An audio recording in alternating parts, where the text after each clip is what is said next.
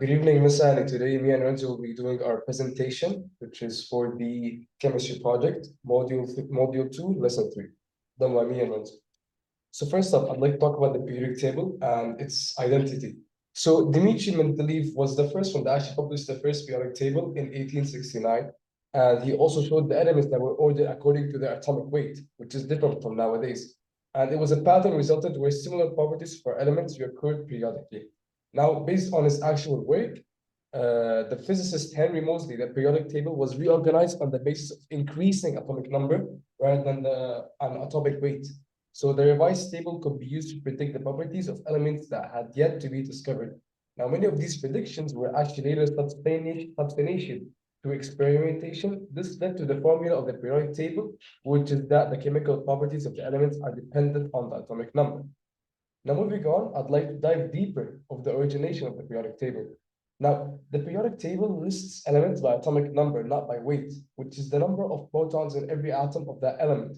Now, atoms of an atomic number may have varying numbers of neutrons, which are isotopes, and electrons, which are ions, yet remain the same chemical element.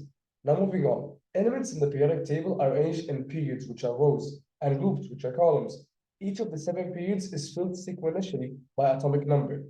Groups include elements having the same electron configuration in their outer shell, which results in group elements sharing their similar chemical properties. Now, for the third slide, which is the periodic table as well, which we'll be diving deep into.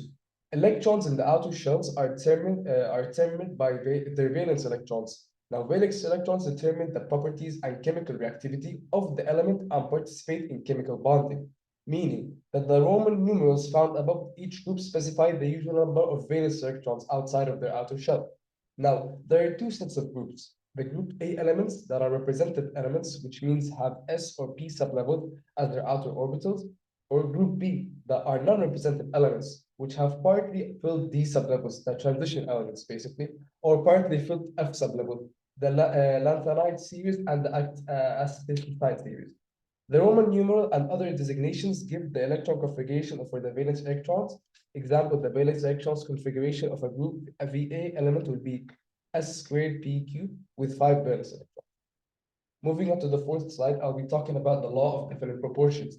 The discovery that mass was always conserved in chemical reactions was soon followed by the law of definite proportions, which also states that a given chemical compound always contains the same elements in the exact same proportions by mass. Now, as an example which I picked out, any sample of pure water contains 11.19% hydrogen and 88.81 oxygen by mass. It does not, however, where the sample of water came from or how is it prepared. Its composition of every other compound is fixed as well. Now, for the 5th slide, this is the continuation of it. Another example, which I'd also like to mention, is carbon dioxide. This gas is produced from a variety of reactions and is often by burning materials. The structure of the gas consists of 1 atom carbon and 2 atoms of oxygen. Now, carbon dioxide production is of an interest in many areas, from the amount we breathe to the amount that the gas actually produces by burning wood or fossil fuels. Now, also by knowing the exact composition of carbon dioxide, we can make predictions as to the effects of different chemical processes. Now, I'd like to pass out the next 5 slides to Renzo, which he'll be explained in great detail. Go on, Renzo. Okay, so I'm Renzo, and I'm gonna be doing the last 5 slides of this presentation. So we're gonna go on slide 6. It's about compounds. So in chemistry, a compound is a substance made of 2 or more different chemical elements combined in a fixed ratio. When the elements come together, they react chemical bonds that are difficult to break. These bonds form as a result of sharing or exchanging electrons between atoms. A compound is sometimes confused with a mixture, but the two differ in important ways. In a mixture, substances are combined, but there is no chemical reaction or bonding like that. The individual substances in a mixture retain their own properties and can be separated into their original components. Air, salt water, and liquid dish soap are examples of mixtures. Okay, we're moving on to slide 7, which is a continuation of the about compounds one. So in a compound, these react with each other and form strong bonds that require significant energy to break apart. The elements don't retain their individual properties, nor does the compound necessarily behave like those elements. And water, table salt, and baking soda are examples of these compounds.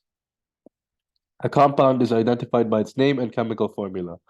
The compound, no, sorry, the formula reflects the compound's elemental makeup.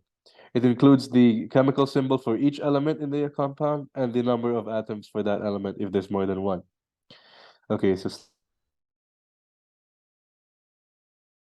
slide 8, we're going to be talking about types of compounds. Here, compounds are categorized by the type of bond that holds them together.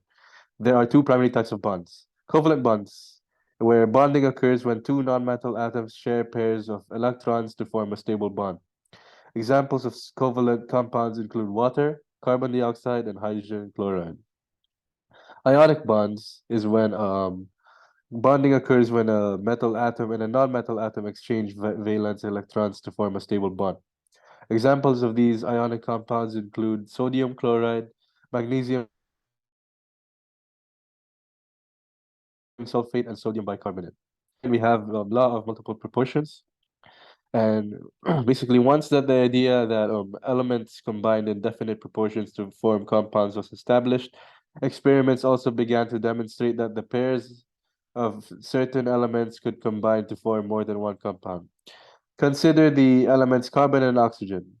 Combined in one way, they form the familiar compound carbon dioxide. In every sample of carbon dioxide, there are 32 grams of oxygen present for every 12 grams of carbon. By dividing 32 by 12, a mass ratio of oxygen to carbon of 2.66 to 1. There's another compound that forms from the combination of carbon and oxygen called carbon monoxide. Every sample of carbon monoxide contains 16 grams of oxygen for every 12 grams of carbon. This is a mass ratio of oxygen to carbon of 1.33 to 1. In the carbon dioxide, there is exactly twice as much as oxygen present as there is in the carbon monoxide. Okay, so we're moving on to the summary of law of proportions. And the law of multiple proportions, the same two elements form more than one compound. The different masses of one element that combine with the same mass of the other element are in the ratio of small numbers. And yeah, we're done. The end. Thank you, Miss, for listening, and we'll see you in class when you're presenting, please. Thank you.